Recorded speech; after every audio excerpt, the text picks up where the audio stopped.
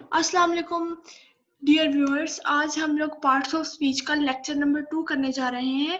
इस lecture number 2 में हम दो टर्म्स को एक्सप्लेन करेंगे, verb and adverb. Last lecture में हमने लेक्चर नंबर 1 में हमने नाउन को डिस्कस किया था और इस वीडियो में हम लोग वर्ब और एडवर्ब को डिस्कस करेंगे।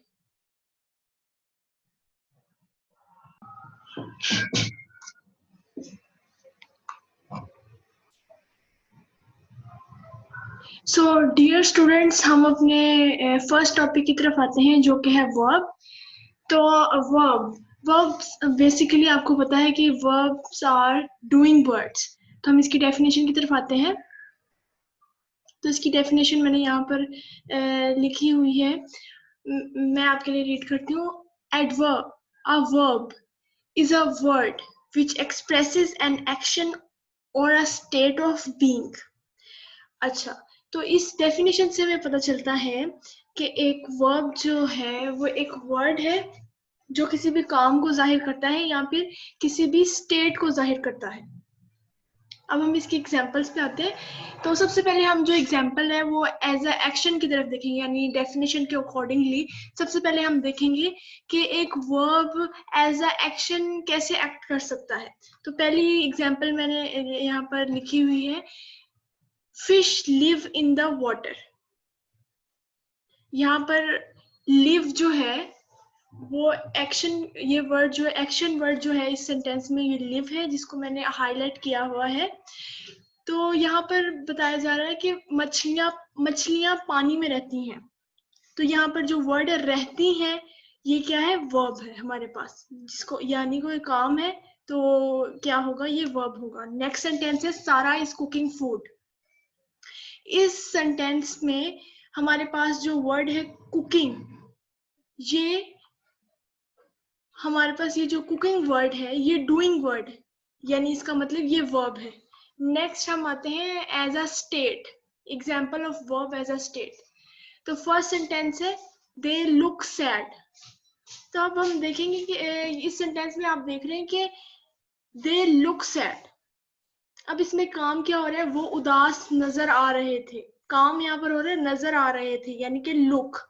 तो ये जो वर्ब है ना सिर्फ ये किसी काम को बयान करता है बल्कि किसी की स्टेट को और किसी की कंडीशन को भी बयान करता है। नेक्स्ट जो इसका सेंटेंस है वो है she is a proud lady. यहाँ पर वो एक मगरूर औरत है।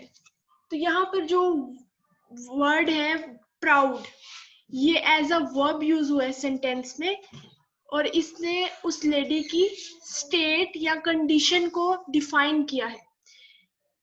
इसी तरह हमें इन एग्जाम्पल से पता चलता है कि वर्ब्स जो हैं वो ना सिर्फ किसी एक्शन को डिफाइन करते हैं बल्कि किसी चीज की स्टेट और उसकी कंडीशन को भी हमें जो है वर्ब्स जो हैं वो डिस्क्राइब करते हैं। और मैं आपको एक और एडिशनल बात बता दूं कि जो वर्ब्स हैं ये जो सेंटेंस में जब ये आते हैं तो ज्यादातर ये सब्जेक्ट और ऑब्जेक्ट के दरमियान में इसका फंक्शन होता है। अब हम अपनी नेक्स्ट कैटेगरी की तरफ आते हैं जो कि है एडवर्ब।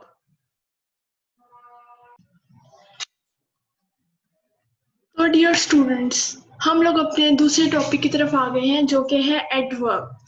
तो अगर हम इस वर्ड के ऊपर गौर करें तो एड एंड वर्ब, ये जो वर्ड है ये दो वर्ड से मिलके बना है, एड और verb. Ad means addition and verb means, यानी जो वर्ब हम पहले पढ़ चुके हैं, डूइंग वर्ड्स। तो एड वर्ब का क्या मतलब है ये आपको इसकी डेफिनेशन पढ़ के और ज्यादा क्लियर हो जाएगा। एडवर्ब ऐसा वर्ड होता है जो किसी वर्ब के मीनिंग में एडिशन करता है। अब हम इसकी डेफिनेशन पढ़ते हैं। An adverb is a word that describes a verb, an adjective और एन another adverb। अच्छा, तो इस डेफिनेशन से हमें पता चलता है कि एक एडवर्ब ऐसा वर्ड है जो कि एक वर्ब को डिस्क्राइब करता है, यानी an adverb is a word that adds to the meaning of the verb. It describes a verb ये एक वर्ब की मीनिंग्स में इजाफा करता है, एक एडजेक्टिव को डिस्क्राइब करता है, या फिर एक अनदर एडवर्ब को डिस्क्राइब करता है। अब इन तीनों चीजों की हम जो एग्जांपल है वो अपनी नीचे दी हुई एग्जांपल्स में मैं आपको इसको क्लियर करूंगी। तो चलिए आइए अब हम एग्जांपल्स की तरफ चलते हैं। डियर स्टूडेंट्स, हमारी फर्स्ट एग्जांपल नंबर 1 है स्पीक स्लोली। तो इस सेंटेंस में स्पीक स्लोली, फर्स्ट जो वर्ड है स्पीक स्लोली, यानी कि स्पीक जो वर्ड है ये वर्ब है, यानी बोलना, और इसके साथ जो वर्ड आ रहा है स्लोली जिसको मैंने हाईलाइट किया हुआ है ये है एडवर्ब है, क्योंकि ये एक वर्ब को डिस्क्राइब करे।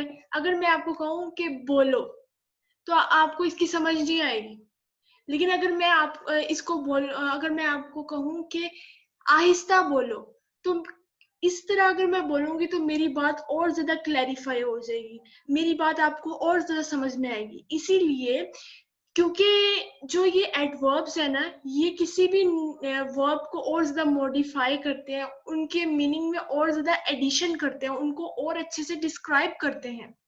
अगर मैं आपको कहूँ बोलो यानी स्पीक, तो आपको पता नहीं चलेगा कि मैं आपको आहिस्ता बोलने को कह रही हूँ या फिर ऊंची आवाज में बोलने को कह रही हूँ। लेकिन अगर मैं कहूँगी आहिस्ता बोलो, यानी अगर मैं इसको इंग्लिश में कहूँ speak slowly, it means that you have to speak slowly.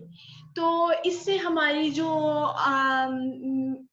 जो कमांड है इसका और ज्यादा इसकी क्लैरिटी हो जाती है। तो यहाँ पर जो वर्ड है स्पीक स्लोली, इसमें सेंटेंस है स्पीक स्लोली, इसमें जो वर्ड है speak it's a verb and the other word slowly it's adverb. अब हम नेक्स्ट एग्जांपल की तरफ आते हैं। She Yeats extremely slowly. अगर हम डेफिनेशन में देखें तो मैंने यहाँ पर describe an adverb is a word that describes a verb, verb के बाद मैंने क्या लिखा हुआ है एन एडजेक्टिव। तो यहाँ पर देखें एडजेक्टिव के बाद मैंने लिखा है और अनदर एडवर्ब। तो हमने पहले देख लिया है, फर्स्ट एग्जांपल नंबर 1 में हमने देखा है कि स्लोली क्या है, एक एडवर्ब है। अब नेक्स्ट सेंटेंस में अगर मैं इस सेंटेंस को ऐसे पढ़ूं, शी ईट्स स्लोली, तो आपको समझ आ रहा है कि वो आहिस्ता खाती है। लेकिन अगर मैंने इसको इस जो एक्शन है इसको और ज्यादा मैंने अगर मॉडिफाई करना हो, इसकी मीनिंग्स में और इजाफा करना हो, तो मैं ऐसे कहूंगी शी ईट्स एक्सट्रीमली स्लोली। यानी कि यहाँ पर जो वर्ड एक्सट्रीमली है जिसको मैंने हाईलाइट किया हुआ है, जो कि एन एडवर्ब है, ये किसको डिफाइन कर रहा है, स्लोली को। और स्लोली भी एक एडवर्ब है। ये सेंटेंस ऐसे बनेगा शी ईट्स एक्सट्रीमली स्लोली, यानी कि वो बहुत ज्यादा आहिस्ता खाती है। अब वो बहुत ज्यादा आहिस्ता खाती है और वो आहिस्ता खाती है, इन दोनों सेंटेंस में बहुत ज्यादा फर्क है। और जो सेंटेंस वो बहुत ज्यादा आहिस्ता खाती है, इसमें हमें और ज्यादा इंफॉर्मेशन मिल रही है।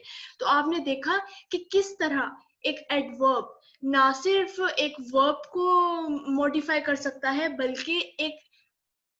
बल्कि ये एक और एडवर्ब को भी मॉडिफाई कर सकता है। अब हम एग्जांपल नंबर 3 पे मूव करते हैं। एग्जांपल नंबर 3 है this painting is very good. इस सेंटेंस में आपको नजर आ रहा है कि this painting is very good.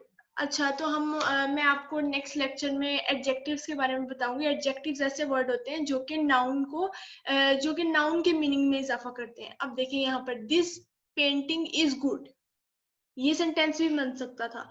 लेकिन अब यहाँ पर अगर हम कह रहे हैं this painting is very good, तो यहाँ पर जो वर्ड वेरी है ना, जो कि इस गुड को मॉडिफाई कर रहा है, इस गुड के मीनिंग में इजाफा कर रहा है, तो ये जो वर्ड वेरी है ये भी क्या है, एडवर्ब है।